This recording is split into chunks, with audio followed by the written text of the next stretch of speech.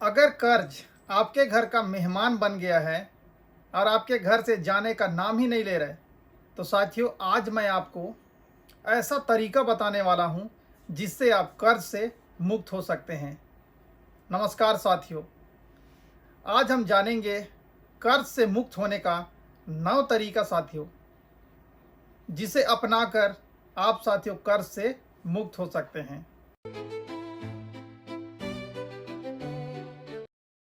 सबसे पहले समझते हैं, क्या सारे कर्ज बुरे होते हैं? क्या कर्ज लेना बुरा है? कैसे हम साथियों कर्जे के दलदल में फंसते चले जाते हैं और कैसे साथियों आज के टाइम पे ज़्यादातर लोग किसी न किसी कर्ज में दबे हुए हैं और साथियों टेंशन और डिप्रेशन में जी रहे हैं। साथियों, कर्ज या लोन मुख्यतः 3 प्रकार का होता है। सबसे पहला, अपनी इच्छाओं को पूरा करने के लिए लिया गया लोन।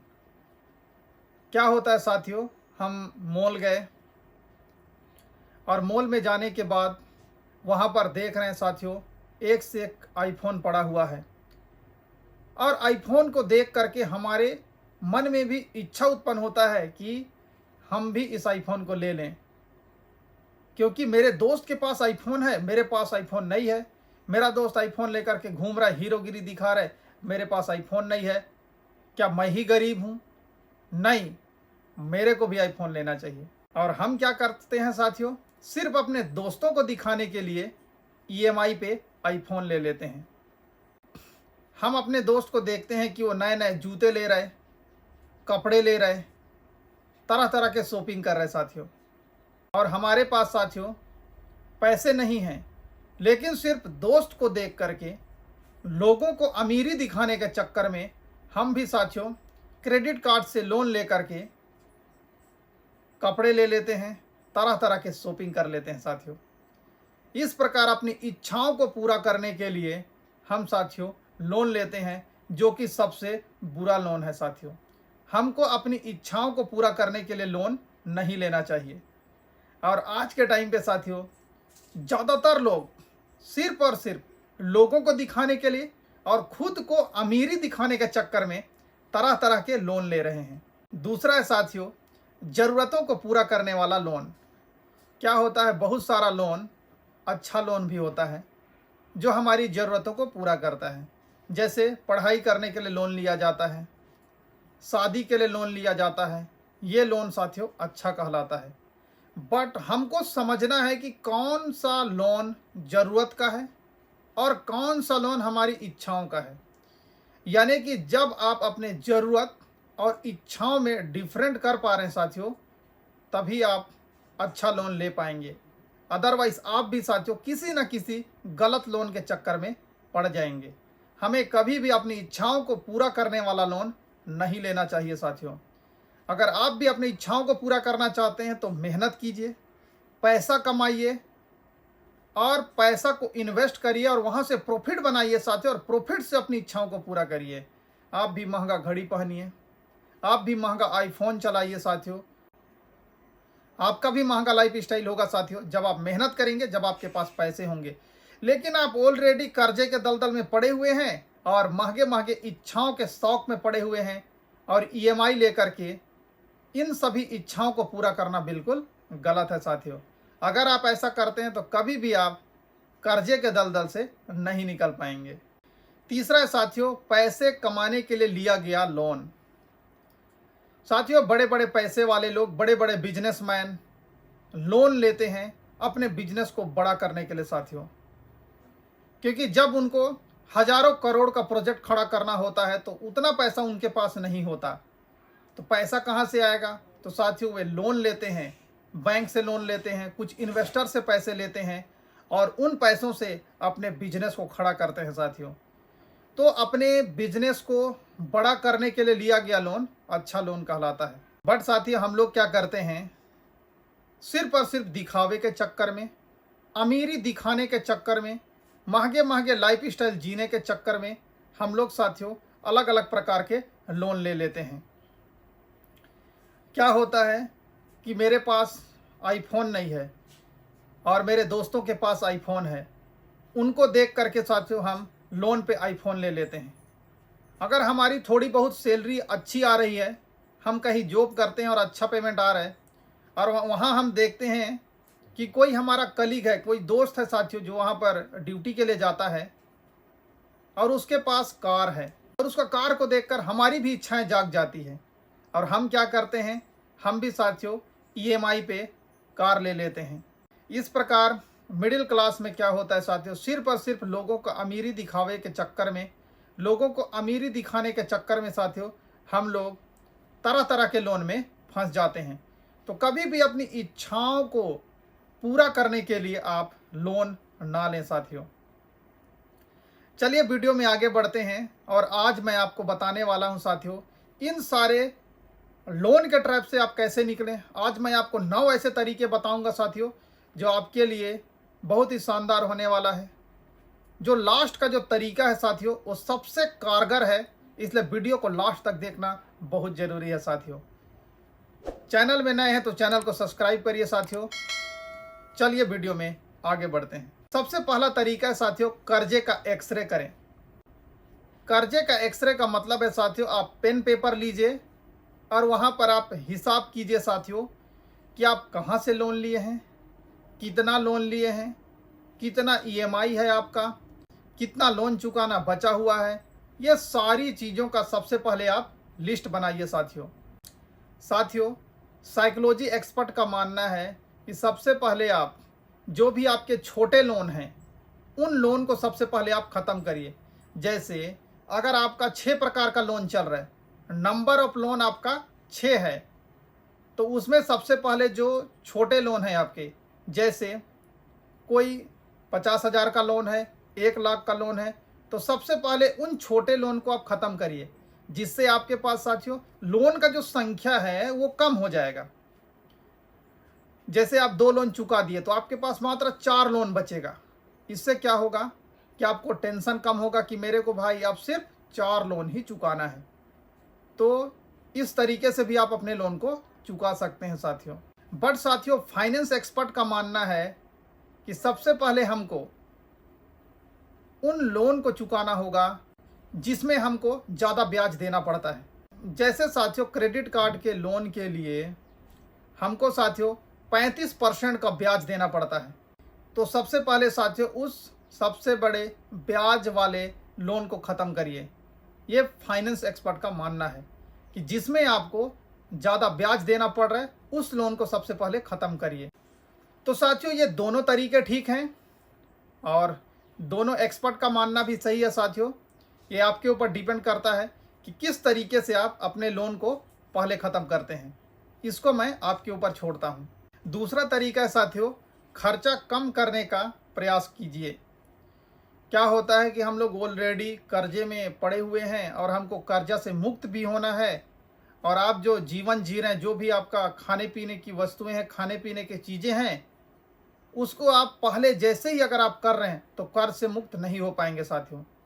इसके लिए आपको करना क्या है कि जो रोज़मर्रा में जो भी आपके खर्चे हैं उस पर आपको कटौती करना पड़ेगा। जैसे अगर आपको बीड़ी सिगरेट पीने की आदत है तो उसे आप कम करिए साथियों। अगर आप दिन में 4 कप चाय पीते हैं तो उसे 2 कप ही चाय पीजिए, वहाँ से भी आप पैसा बचा लेंगे। जो भी आपके पास तरह तरह के सब्सक्रिप्शन होंगे अलग अलग एप्लीकेशन के ऊपर, जिसमें आप मूवी देखते होंगे या तो मनोरंजन की चीज़ें होंगे साथियों, अभी आप ऑलरेडी कर्जे में पड़े हुए हैं तो उन सब्सक्रिप्शन को बंद करिए।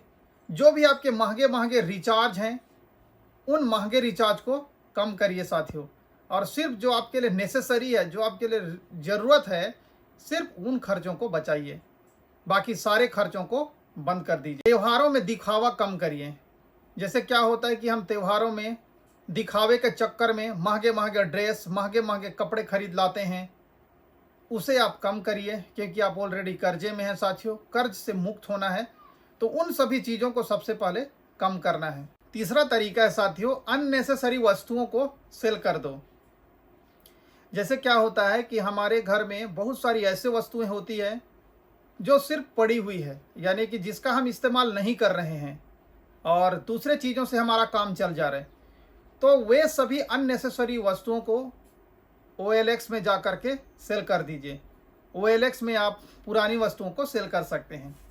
जैसे कि कुछ फर्नीचर पड़े हुए होते हैं, तो उन फर्नीचर को आप सेल कर सकते हैं साथियों। अगर घर में 3 बाइक है और आपका काम, आपके परिवार का काम सिर्फ एक बाइक में चल जा रहा है, तो उन 2 बाइक को सेल कर दीजिए। वहाँ से भी कुछ पैसे आ जाएंगे, 60-70 हज़ार रुपये पैसे आ जाएंगे साथियों, और उन पैसों को कर्जे में दे करके आप कर्ज मुक्त हो सकते हैं। और अगर आपके पास आईफोन है, और आईफोन को भी आप OLX में जा कर के सेल कर सकते हैं साथियों, वहाँ से भी कुछ पैसे आ जाएंगे, और उन पैसों से एक सस्ता फ़ोन ले लीजिए और कुछ दिनों के लिए आप उस फ़ोन को चलाइए, सस्ता फ़ोन को चलाइए साथियों, और आईफोन को सेल करके भी आप कर्जे से मुक्त हो सकते हैं साथियों।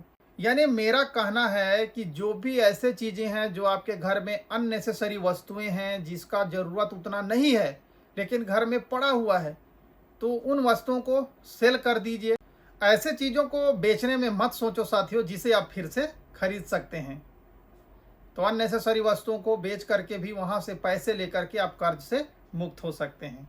चौथा तरीका साथियों, रिश्तेदार को पहले भरोसा लौटाइए। मेरा कहने का मतलब है कि अगर आप रिश्तेदार से भी कर्ज लिए हैं, तो साथियों सबसे पहले आप अपने रिश्तेदार में पैसा को लौटाइए।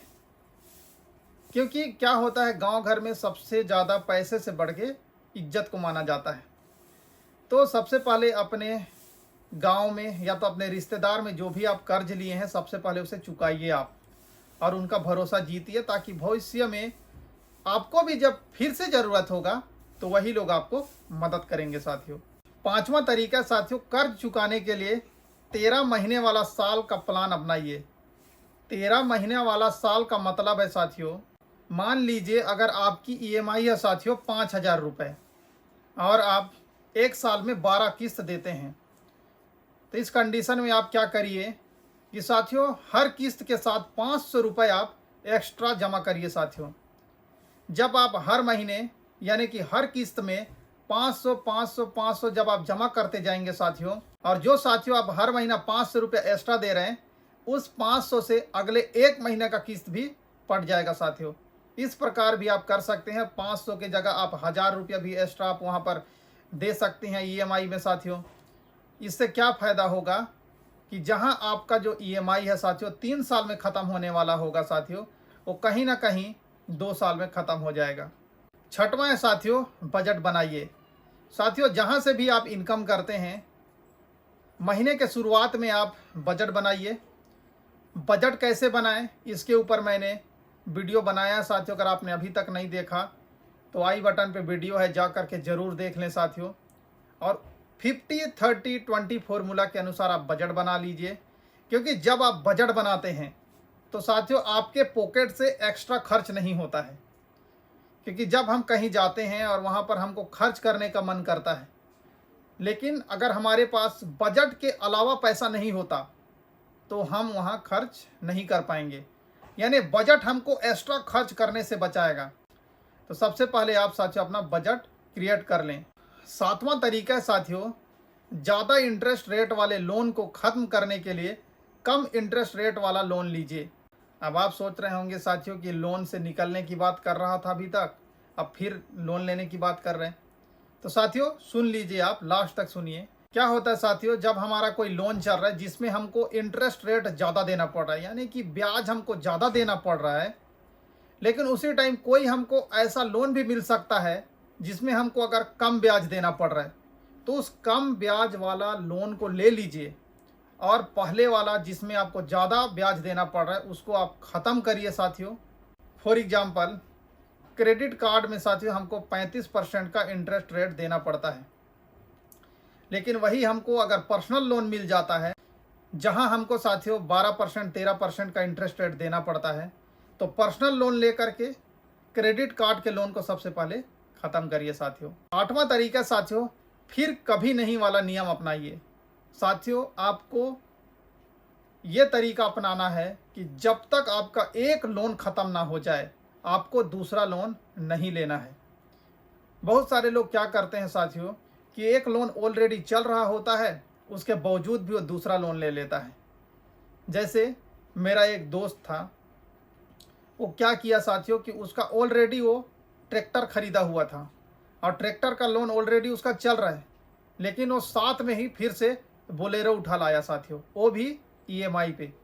तो यहाँ पर साथियों उसको एक साथ दो लोन पटाना पड़ रहा है।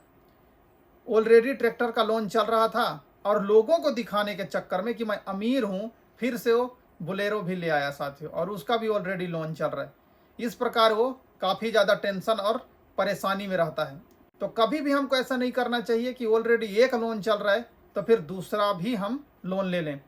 कभी भी ये चीज़ याद रखिए साथियों, आप सभी लोग जितने भी मेरी वीडियो को आप सभी लोग देखते हैं, कि कभी भी लोगों को दिखावे के चक्कर में आपको पड़ना ही नहीं है कि मैं गाड़ी खरीद लूँगा, मैं घर बनवा लूँगा, मैं फलना चीज़ ले लूँगा, मैं आईफोन ले लूँगा ताकि लोग मेरे को अमीर समझें। लोगों को दिखावे के चक्कर में जाना ही नहीं है।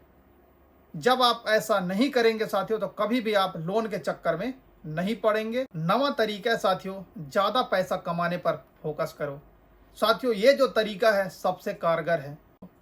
इससे पहले जो भी मैं 8 तरीका बताया साथियों, ये 8 तरीके से आप जो भी आपके छोटे मोटे कर्जे होंगे उसको आप ख़त्म कर सकते हैं। लेकिन अगर आपके पास बड़ा कर्जा है, आपके पास साथियों बड़ा ईएमआई है, अगर आपको उसको ख़त्म करना है तो साथियों आपको अपना मेहनत को बढ़ाना होगा।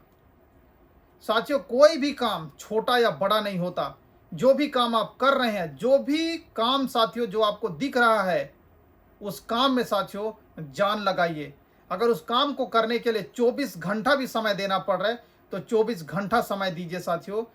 उस काम में जितना ज़्यादा आप मेहनत कर सकते हैं मेहनत करिए। जहाँ से आपको पैसे आते हैं, जिस काम से पैसे बनते हैं, उस काम में आपको जितना भी समय देना पड़ रहा है, जितना भी मेहनत करना पड़ रहा है, उस काम को करिए। काम साथियों लीगल होना चाहिए, मेहनत करने में, हार्ड वर्क करने में साथियों, और वहाँ से ज़्यादा पैसा कमाइए ताकि आप सारे कर्जे को मिटा पाएँ साथियों। अगर आप ये सोचेंगे कि ये काम तो छोटा है, ये काम मेरे से नहीं होगा, तो आप बड़ा कर्जा को नहीं चुका पाएंगे। काम को आपको छोटा नहीं समझना है। कोई भी काम, छोटा भी काम हो लेकिन वहाँ से पैसा बन सकता है तो उस काम में साथियों आप अपने आप को लगाइए। सदी के महानायक अमिताभ बच्चन के बारे में आप जानते होंगे साथियों। वो व्यक्ति भी बहुत बड़े कर्जे में था, बहुत बड़े लोन में था साथियों, और उस समय उसको कहीं से कोई काम नहीं मिल रहा था। लेकिन उस समय उसको जो भी काम मिला, टीवी का काम मिला साथियों, जिसको छोटा माना जाता था। लोगों ने बोला कि ये बड़े पर्दे का स्टार था और ये टीवी में आ गया, लेकिन उन्होंने उस काम को छोटा नहीं समझा और पूरी शिद्दत से लगा साथियों, और उसने करोड़ों के कर्जे से वो बाहर निकला साथियों। तो उसी प्रकार हमें भी लगना होगा। अगर आप भी बड़े कर्जे में हैं तो ये सोचने के बजाय कि मैं टेंशन में हूँ, मैं डिप्रेशन में हूँ, मैं कर्जे में हूँ, साथियों अगर आप इस ट्रैप से बाहर निकलना चाहते हैं तो पॉजिटिविटी के साथ जिस भी काम में आप लगे हुए हैं, जो भी काम आपके सामने है जहां से पैसा बन सकता है, उस काम में आप जान झोंक दीजिए, लग जाइए साथियों। तभी आप बड़े कर्जे से मुक्त हो पाएंगे साथियों।